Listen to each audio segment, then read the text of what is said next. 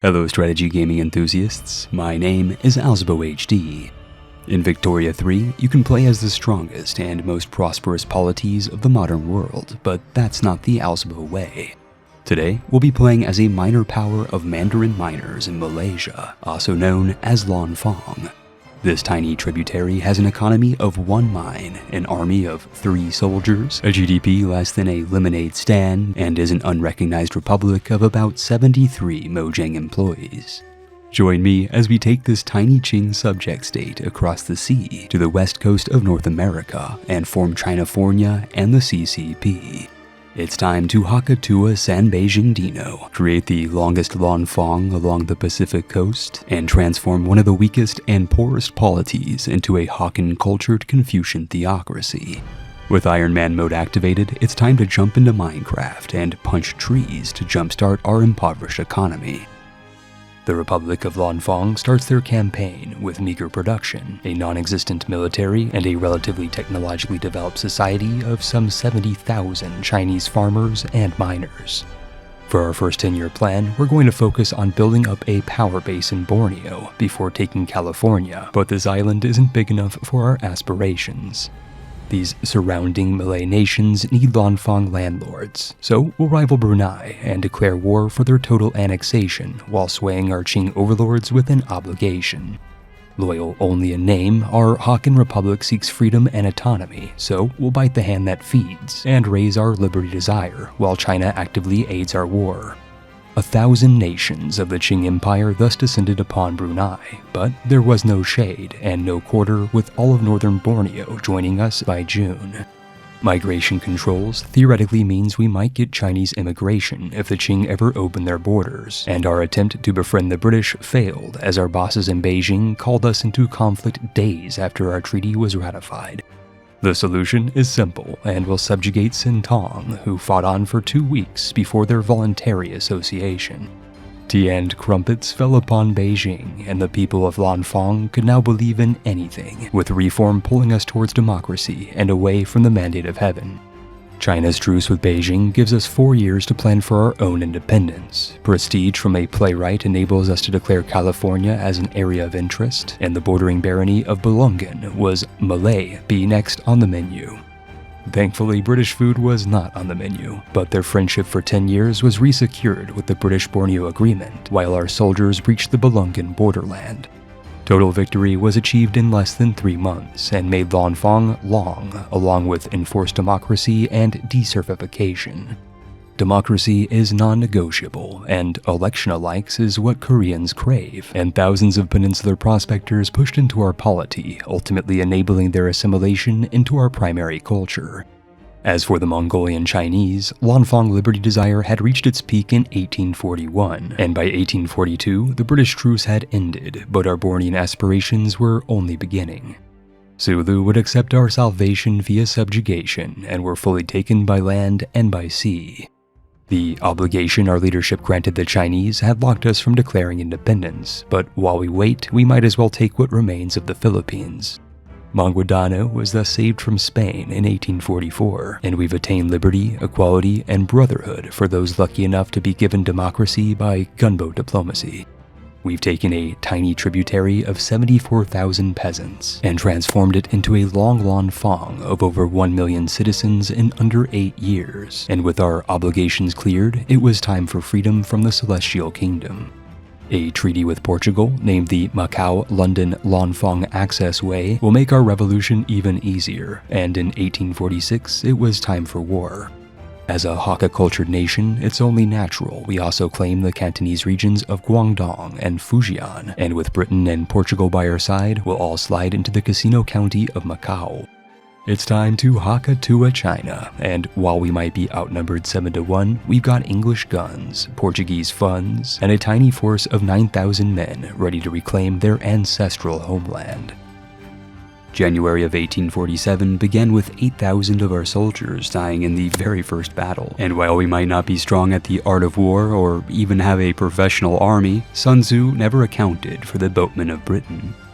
It's ironic that even in our independence war, we could only contribute casualties after casualties, while the Europeans did the heavy lifting. But by boating our men to Manchuria, we might have an alternative strategy. The Qing had in fact left all of their eastern lands undefended and were trapped in Hong Kong, leaving only a token resistance to our rapid advance towards the Forbidden City.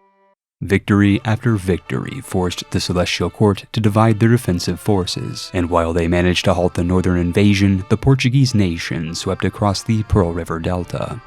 What remained of the Hakkanese holdout made a desperate gambit for the capital, and with over 500,000 Sino soldiers slain, Beijing was taken by Portugal, and the mandate of heaven fell to the mandate of earth. Lanfang soared from 1 million to over 27 million subjects in a single day, and was now the 8th most populated polity in the world, with a GDP pushing the economy into parabolic profits. Our homeland of the Hakka people was now free from tyranny and a member of Lanfang democracy. But this is China, and bureaucracy means 100% of our taxes now went to corruption and waste. Even with war reparations and a soaring economy, Lanfang was now headed into bankruptcy and a collapse of civil society, and the lords of Lanfang deliberated a dramatic solution. Instead of administering these overpopulated lands of starving Chinese hands, Lanfang adopted laissez-faire economics and turned their attention to the east. The Treaty of Chicano Friendship enshrined an alliance with a burgeoning democracy far across the ocean in the lands of America, and with tales of gold about a rich land known as California, the Bornean Republic found a potential solution to their perennial problem. With another British treaty solidifying their strength, the lords of Lanfang decreed the liberation of Mexican California in 1850, but with the Qing Chinese backing Mexico, our Bornean brethren made the drastic decision to bend the knee as a British protectorate in exchange for an English alliance. Colorado, California, Arizona, and Utah were to become Lanfang lands, and Mexico quaked in fear at the allied forces of the US and the UK, who set aside their differences to deliver California to Chinese democracy and Lanfangan civilization. And speaking of civilization, today's video is sponsored by the book, How to Rebuild Civilization. The book is crafted by a creative team that have launched an over 400-page tome filled with everything you need to rebuild society in the event of a catpocalypse.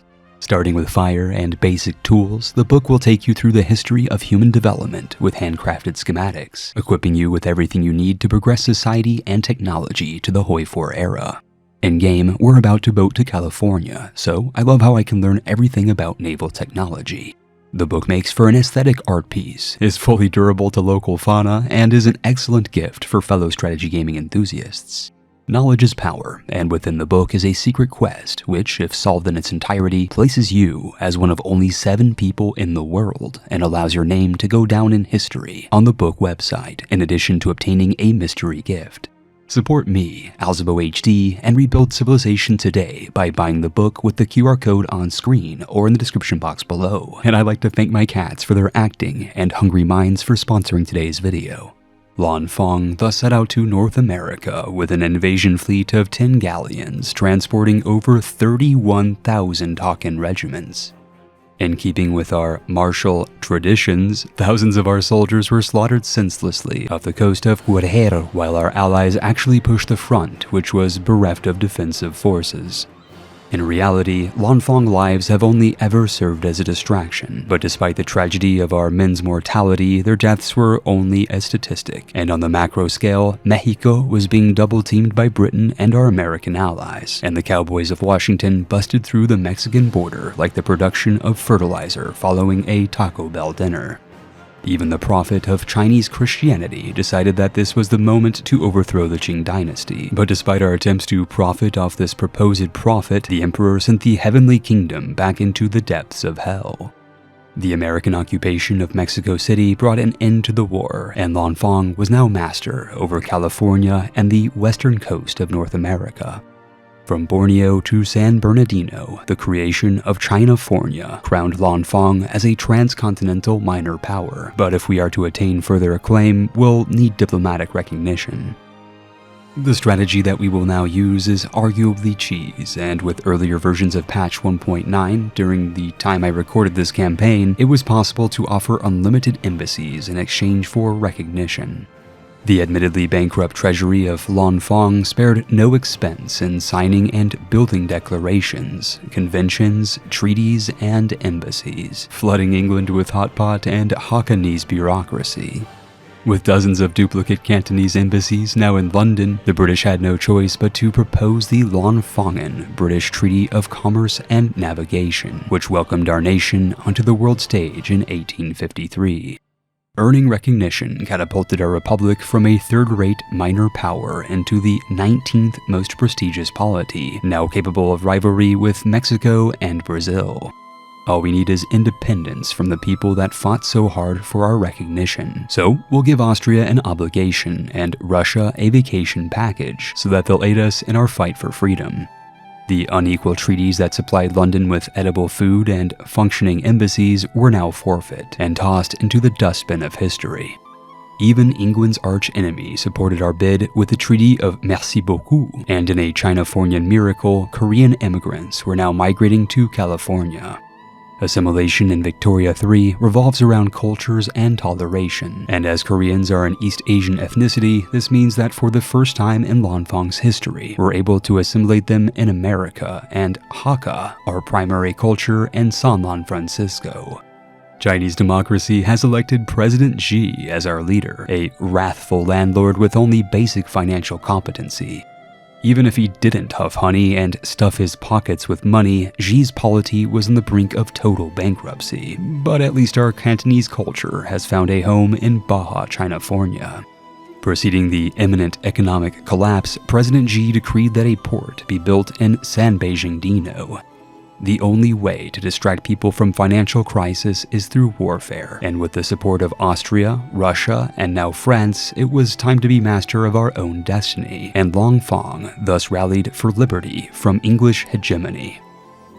In 1856 AD, the Chinafornian Republic of Lanfang assembled her allies and demanded independence, the transfer of British Columbia, portions of Australia, portions of coastal Arabia, and a boatload of pounds from the Queen's corpulent coffers. Third time's a charm, and once again, Lanfang lost the first battle, and the second and third battle of the war. According to Sun Tzu, the supreme art of war is to subdue the enemy without fighting, which means that President Xi had no idea how to wage a war properly. Thankfully, the French army was on our side and brought pain to Oregon. The Austrians defended our Bornean capital, and the Russians lined up to be Canadian cannon fodder in BC.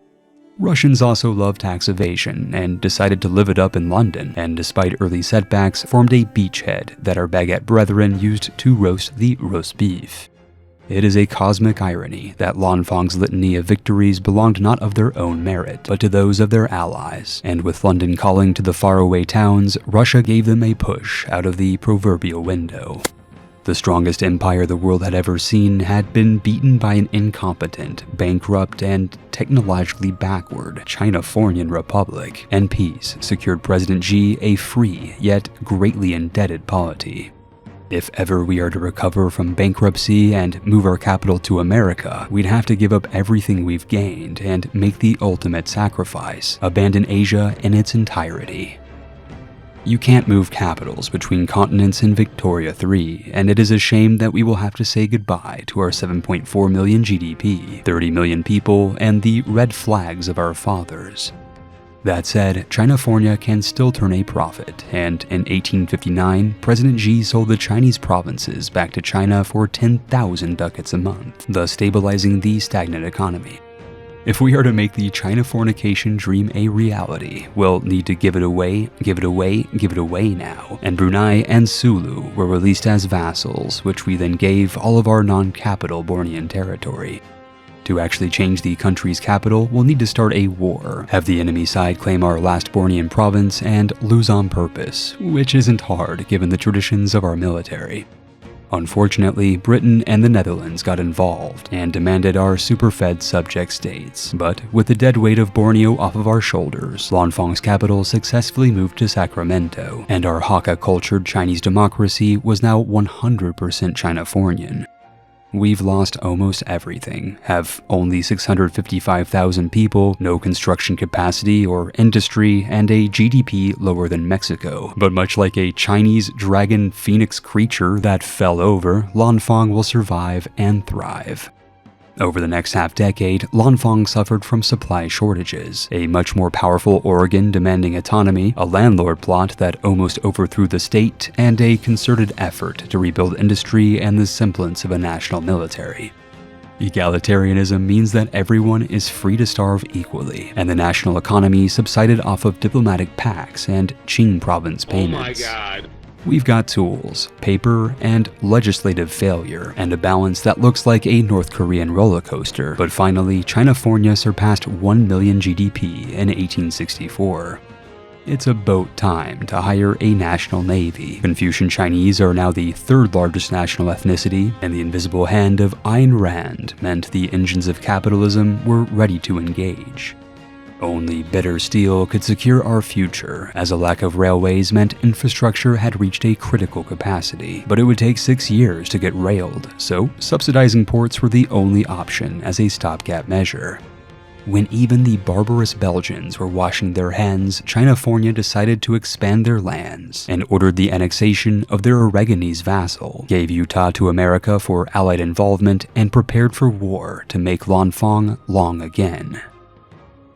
The trail to Oregon was paved in blood, and in breaking with tradition, this time it was not of our own. Involving other nations was likely unnecessary. The roofs of LA were now speaking Korean and became the largest ethnicity, and Portland surrendered in 1868 AD. Lanfang was long once more, but Russian Alaska remained at war for about another year. We welcome a Hindu-populated Canada into our burgeoning democracy, gave women the right to own property, and barely avoided a Chinafornian communist revolution. Across the Western Ocean, Hawaii would soon taste democracy with Chinese characteristics, and peacefully united with Lanfang, while the first steel plants were constructed in Arizona. Universal healthcare meant that Canadians were at last appeased, and the Koreans kept coming, and they don't stop coming, which will make them ideal soldiers. With over 5 million GDP, Chinafornia had recovered their status as the 28th most powerful polity, and a massive push for militarization coincided with a softening of our reputation, making this the perfect time to strike the piñata yet again. Lanfang was about to build a new border and make Mexico pay for it wall. In a return to our traditions, our army couldn't compete against the sombrero industry, but Mexico lacked a navy, which meant that we could use the way of the water to our advantage. Boats broke the burrito into a two-front war, and it only took 2,000 Korean interns to carpet siege the south of the country, leading the roofs of Mexico City to speak Korean by 1877 AD. While Spanish America lay dead and dying, our Qing ancestors were speaking English and sipping tea, and peace brought us Chihuahua, Durango, Sonora, pesos, and a population of over 5 million subject citizens. Unfortunately, absorbing the Mexican economy now meant that our own was in ruins, but gold and proportional taxation set our nation into the path of austerity. Maybe Chinafornians won't mind eating dirt if they have equal portions of it, and the possibility of multiculturalism positioned our polity towards massive growth and massive migration. We must make a great leap forward together if we are to survive Korean capitalism, and the best way will be through railways to unite the lands of Lanfang. This time of great change brought an African revolution to our American allies, and the budget was finally balanced on account of a national train line from Beijing, Colombia to Sino-Sonora. This Chinese Californian country from 1884 has a better railway than the Amtrak of today, and with the advent of multiculturalism, our population was about to go parabolic. Before the period of mass migration, Chinafornia had only a 4% primary culture Hakka population, and is in fact majority Korean and Mexican Confucian. But the floodgates are now open, and our 6.5 million citizens are about to multiply. Bundelis and Begelis, Rajput and Telugus, Oryans, Marathians, and more I cannot pronounce could now benefit from public schooling and increasing assimilation, and over 1.5 million new citizens arrived in under 1.5 years. A growing population means a growing need for power projection, and the Persian Empire backed down into becoming a Chinafornian protectorate without firing a single shot. Silk, dyes, tea, and sugar now flooded the Lanfang economy. Armenians surged into our capital, and opium dens were breaking bad in Nevada. With over 20 million GDP, our democracy is now a major power with factories across the world, and like all global powers, sought a power block to consolidate their rule. Our Lanfang March resulted in the creation of the CCP, or Chinafornia Confucius Protocol, a religious convocation of Confucian philosophy mixed with a free market economy. Before we can convert our member states to the ways of the Belt and Road, we'll first have to transform our democracy into a theocracy, as only 30% of our state are actually Confucian. Thanks to inspiration from fantasy name generation, all of the cantons were finally renamed in the Hakka language, with the capital in former California now known as Tianyang, the seat and throne of Chinafornian power and the beating heart of CCP authority. This wouldn't be the CCP if we didn't subjugate Zhonghua, and the order was given to place Siam, Korea, and Champasak under new management. With the communist guidance of Karl Marx, the war for China began in 1893, and the German-turned-Sino-Californian philosopher led the Chinafornian brigades to victory after victory. The liberation of Manchuria brought the CCP ultimate victory, and Thailand and Korea were made puppet polities within the space of 2 years. Das Kapital thus flowed into our capital. Steel beams brought us from 220 to 390 construction efficiency, and our theocratic power block remained fractured, which forced Lanfang to enact theocracy with Chinese characteristics. In exchange for tools and clean coal, Brazil bailed out the entirety of our debt, and we could now double down on deficit spending. The USA was divided with another African-American revolution, and provided our Politburo the solution to our American problem. On the turn of the 20th century, Chinafornia thus declared a Mao-nifest destiny for Arizona, New Mexico, Texas, and Utah, and the Cold War turned hot pot for the future of North America. I'd like to say that this war was perfectly balanced, but the truth is that with the British Empire, Canada, Russia, and especially Finland on our side, and the success of new African independence, America had fallen and couldn't get up. Detroit became Hawken human, Texas was taken by Canadians, and a protest by Karl Marx threatened the future of Confucian theocracy.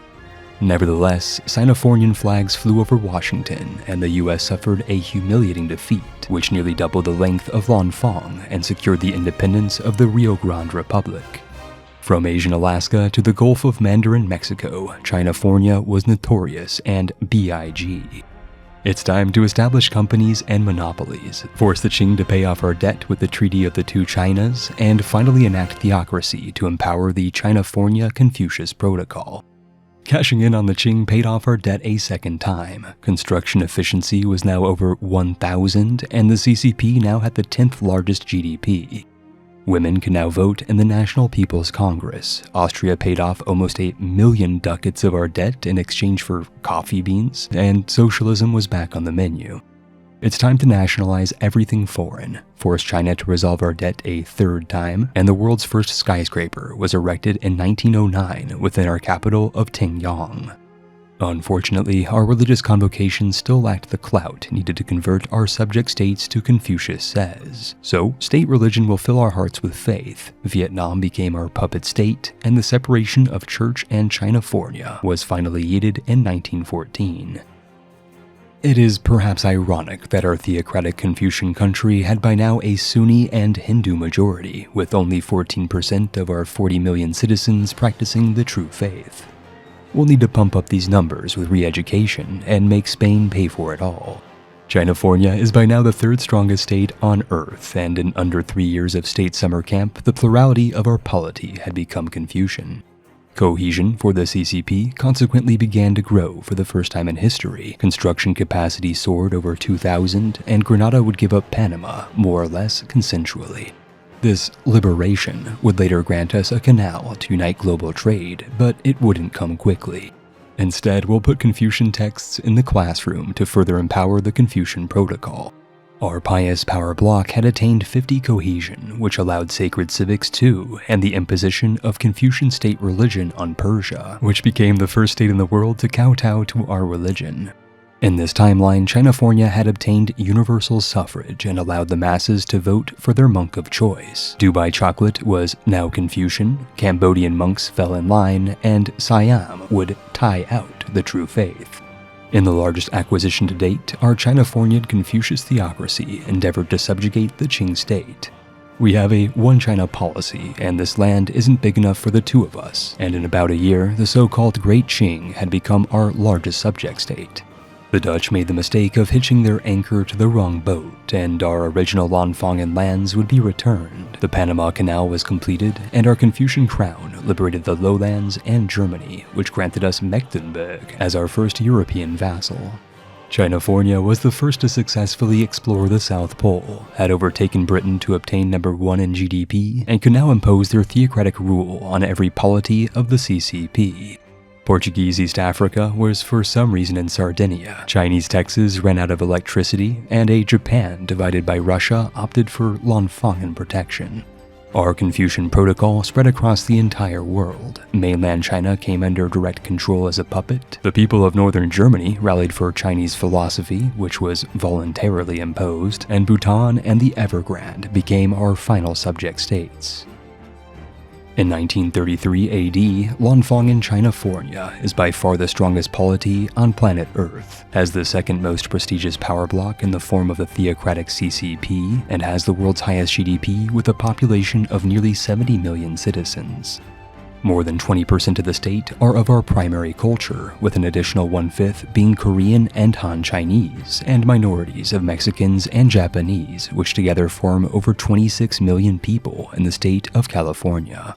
The Lanfangan North American economy is the world's producer of high-tech goods, weapons and ammunition, steel and tools, and is more or less the workshop of the world. With a market capitalization of more than 18 million, the Lanfangan economy is the largest in the world and specializes in the export of fabric, cars, and engines, while importing oil and groceries. Our government is considerably more religious and democratic than the two Chinas of our own timeline, grants its citizens the universal right to vote, invokes free trade principles, and protects free speech as well as the rights of women.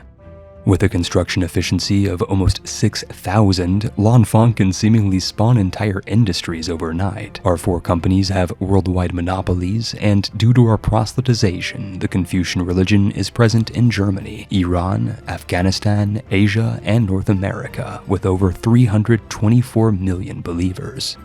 Outside of the Chinafornia Confucius Protocol, the world is more or less normal, with the exception of an independent New Africa, a massive Scandinavia, tiny and Balkanized Italy, a France that controls half of Africa, an India controlled by Hindustan, which is itself within the Mughal market, and of course Sardinia, which is owned by Portuguese East Africa. Before ending the video, I'd like to hear what you'd like to see as the next video on AlzaboHD. You can support me for free by liking this video and subscribing to the channel. If you have the funds, please consider becoming a channel member or by joining my Patreon, which grants you benefits, upcoming mystery perks, and of course your name in the credits. I'd also like to thank Hungry Minds and the book for sponsoring today's video, and it's time now to roll the credits.